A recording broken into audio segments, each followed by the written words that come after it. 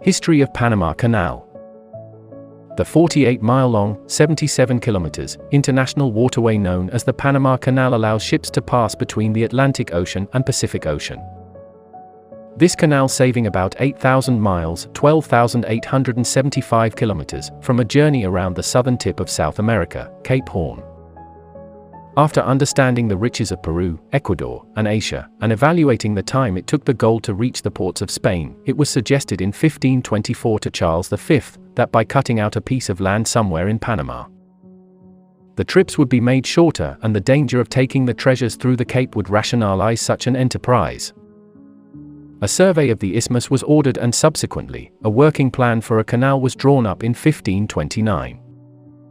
In 1534 a Spanish bureaucrat suggested a canal route close to that of the now present canal and shortly abandoned its interest in the canal.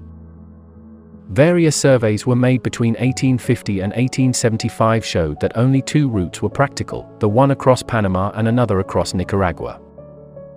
In 1876 an international company was organized. 2 years later it obtained a concession from the Colombian government to dig a canal transversely the Cape.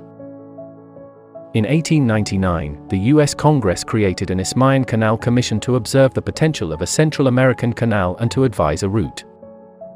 The commission first decided on a route through Nicaragua, but later on, reversed its verdict.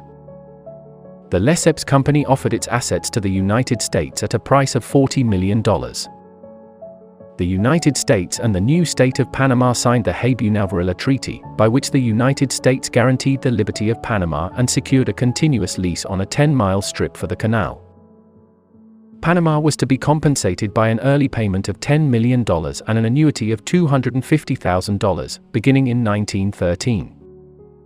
This strip is now known as the Canal Zone. Construction of Panama Canal. Construction of a lock canal was decided in 1906. The first 3 years were spent in the expansion of construction facilities, surveys, and disease control. The canal was opened in August 15, 1914 and formal dedication took place on July 12, 1920. The whole cost was $336,650,000 and C.240 million cu yard of earth was vacated.